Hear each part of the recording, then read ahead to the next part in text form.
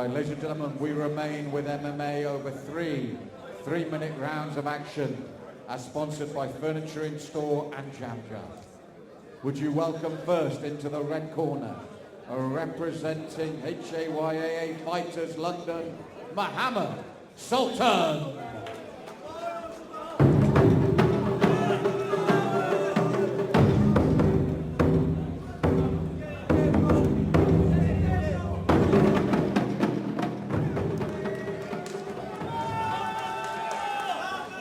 And would you welcome his opponent into the blue corner, representing Crescent MMA in Watford, Josh Bisgrove.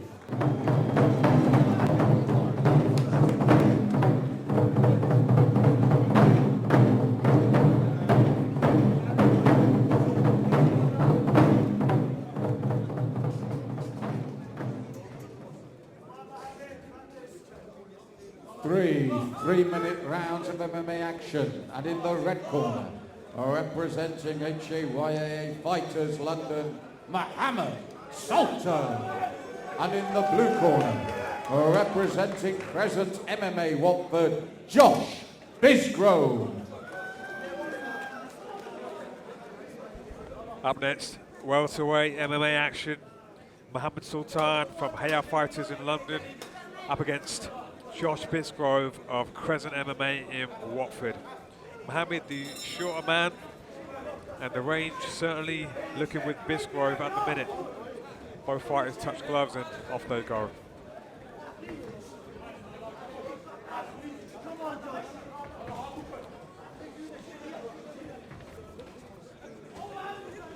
And as you mentioned, Shahid, very different body shapes at this weight. But it's how you deal with it, how you deal with the tools you're given, and how you use them against your opponent. Yeah, Sultan started off with some leg kicks. Josh Bisgrove, some looping hooks just to sort of get his range right, make his opponent something to think about. And again, with the shorter opponent, once you come in, if you throw upwards, you know where the head of your opponent's going to be. Even if he moves it, if you come in like that, you roll and throw, there's a good chance you'll find the head. Yeah, Mohammed Sultan, you know, what I like is, you know, he actually ducks down, looks for that overhand because he knows he's up against a taller man, you know, in the hope that that could land and that could be the finishing blow. Now, the trouble is when you roll like that as well, the taller man, if he loops with the uppercut or the hook, there's a chance you'll find your face as you're rolling. If I was Josh, I would use those long limbs like that. Attack the leg safely, that lead leg especially. Use the tools you've been given. Certainly. I mean, Bisgrove, he's angling out nicely. So when Mohammed comes in, you know, he's not on the center line, so there's less chances of getting hit from the shorter guy. Nice weave in there from Mohammed Sultan. Oh, but he got caught by that right, throwing his own right hook there. Big hook there. Caught Mohammed by surprise. He won't be lunging in like that again unless his hands are up. Mohammed shoots from quite a way out, unsuccessful in his attempt there.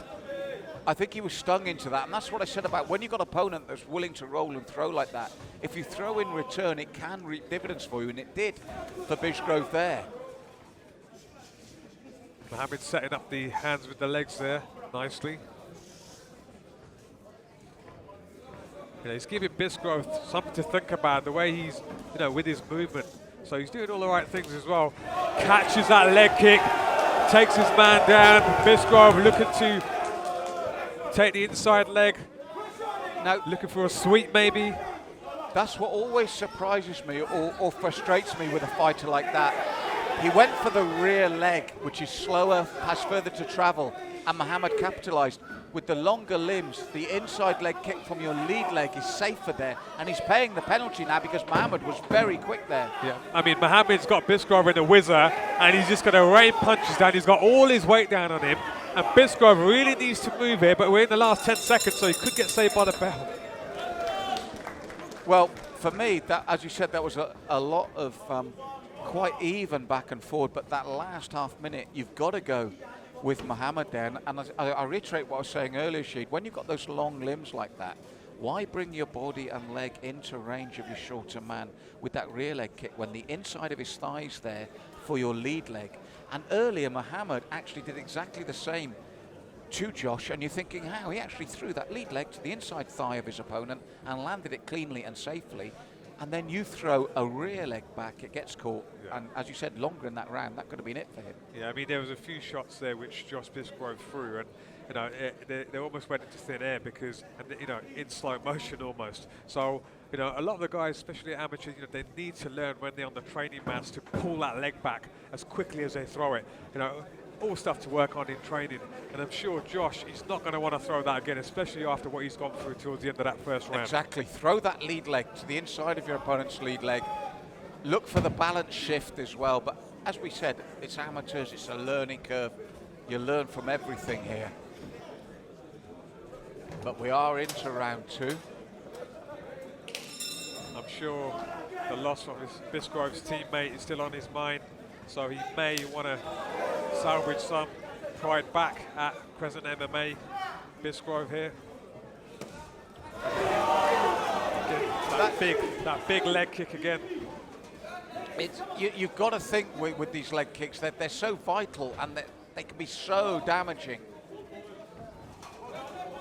Oh, this is different though, this round. It's good tussling from both fighters, and it's Bisgrove, the taller man, who's ended up on top. Now it'll be interesting to see how Muhammad does there. You know, power forced his way over it, almost into mount. And if he gets that right leg free and sits up into mount, this could be very dangerous.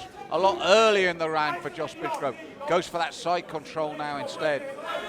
Yeah, unfortunately Bisgrove lost the half guard, and now again we see Mohammed Sultan in the dominant position.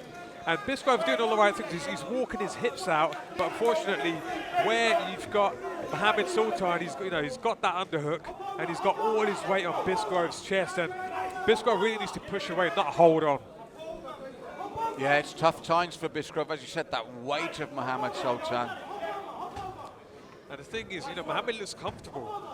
You know, I was just about to say to you, he looks comfortable. I thought he can mount at any time now, almost. There's, you know, gets that knee on belly first, then across. You're right, but he went the long way around. He went to go over his legs.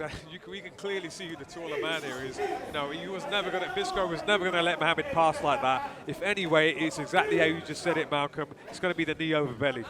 And he will have that opportunity again. But it's smothering work here, it's controlling work. Yeah, I like the way Mohammed keeps that scarf hold position, but he lost it there. Bisgrove did a good job of just turning it out. It's good rotation. He went for the guillotine choke, the rear naked choke before he even had the hooks in. I mean, we have seen finishes like that in MMA, but not against Josh Bisgrove here.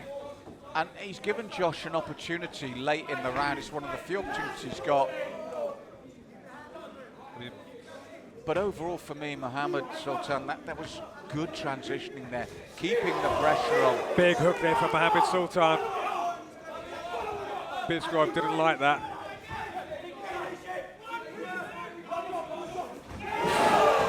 Well, he's closing the gap, he's throwing the hooks, and realistically he shouldn't be landing. The taller man, the footwork and maybe the jab combined should make, that's the kick.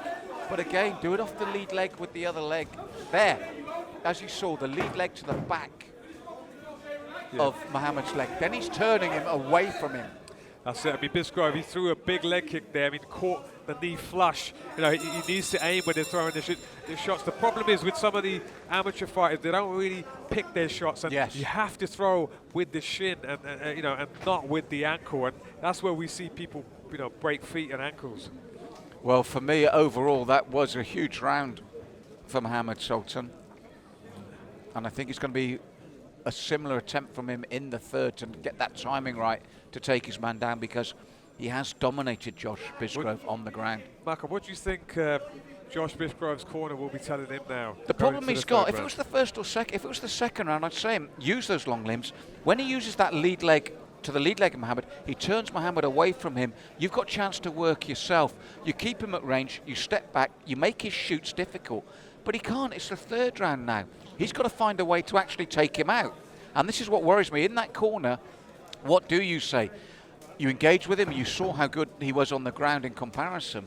It's a tough call for Josh Bisgrove now because it's the third, not the second. Personally, if I was Shafiq, who's the present MMA coach, I'll tell him, keep doing what you were doing in round one, where you were angling off nicely, you were on your toes.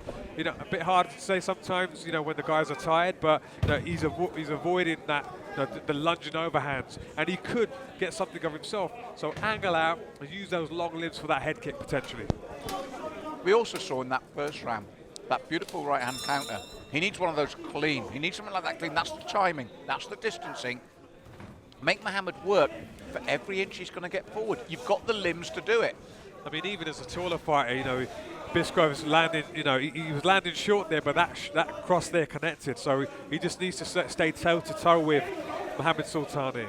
Yeah, he needs a big shot, and he's got the potential. He's chopping down as well. If it lands, it's a hurtful downward punch. What he can't afford is just to go to ground. Use that footwork, keep that range. So he's still, running a bit short there. I mean, Muhammad Sultan went for the single shot, almost stuffed it, did Josh Bisgrove, but fortunately for Muhammad Sultan, ended up on top and in Josh Bisgrove's mount. But that's what's happened across these 3 rounds, and that's been the problem for Josh. I feel that the way to win this bout for him was to keep that upright in that range, using those long limbs for as long as possible during each round, and look for that right hand, look for that lead leg. I think if Bisgrove had kept his man against the cage and not let him circle out there, that shot wouldn't have happened. And again, we've mentioned across the evening a number of fighters we've seen transition from Muay Thai. Front kick to the thigh, front kick to the midsection when you're that much taller as someone's coming in. Make him think about shooting in. He's been in this position far too long in the bout. He's bleeding now as well. And it's a frustrating night's work. And you'll look back on this, and I think frustration will be the key feeling. Yeah, I mean, Bisgrove, really struggling to get out of it. He needs to let go. He needs to maybe cage walk up, work back to his feet again. Muhammad Sultan just doing exactly what he has to do, run the clock down, keep his man on his back and stay active.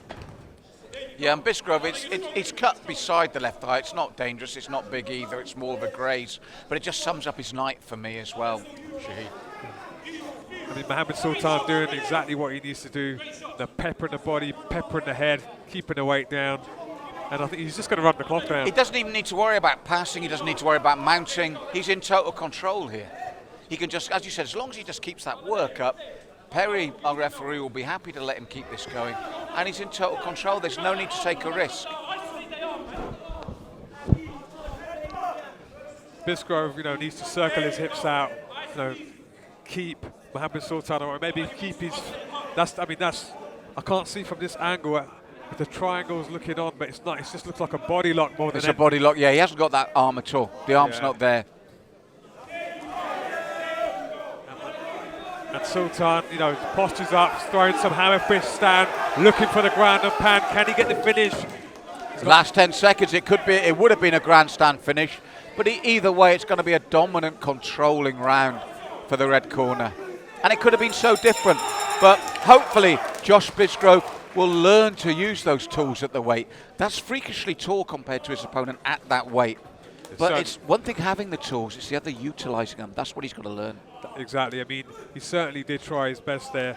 Again, it's just experience. I'm sure he'll grow from this. And unofficially, we have Muhammad Sultan taking this by unanimous decision.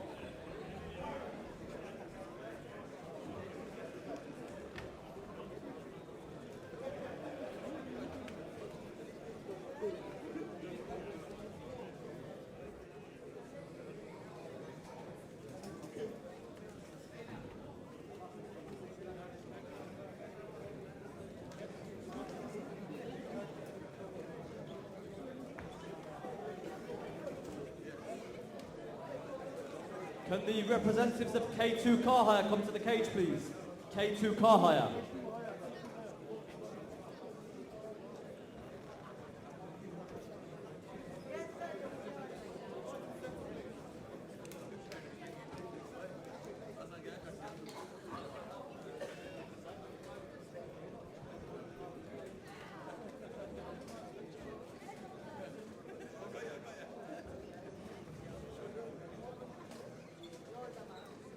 Ladies and gentlemen, after 3 hard rounds of combat, we have a unanimous decision. Your judges in favour of the red corner, Mohammed Sultan. Rightly so, Mohammed Sultan victorious in this welterweight MMA bout. Presenting the medals, one of our sponsors, Fort Works.